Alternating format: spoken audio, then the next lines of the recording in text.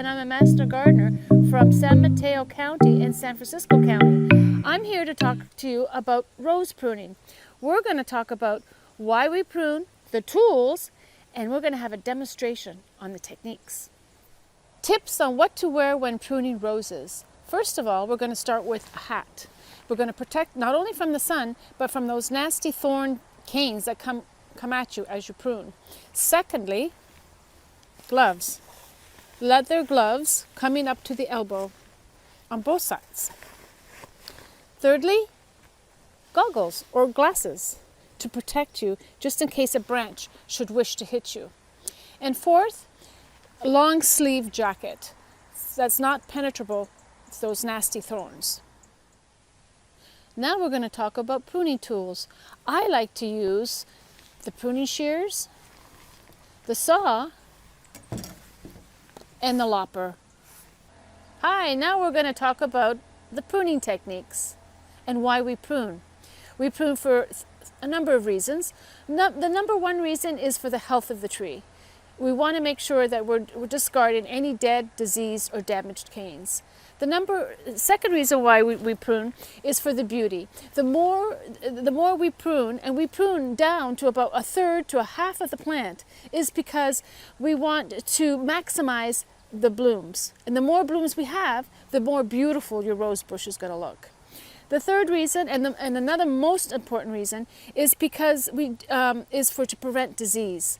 And we want to increase the air circulation in the center of our plant. We're lucky today to have Oliver Silva, a fellow master gardener, who's going to be helping me with the demonstration.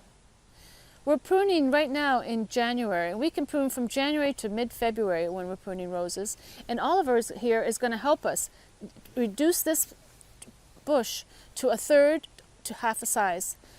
He's going to start by removing any dead, diseased, or canes. He's also now, what he's doing right now, he is eliminating any canes that are less than a pencil size. He's looking now for crossing branches. We don't want our canes to rub against each other because that will promote disease. You need that good air circulation. Oliver has done an excellent job of pruning this rose down to a third of its size.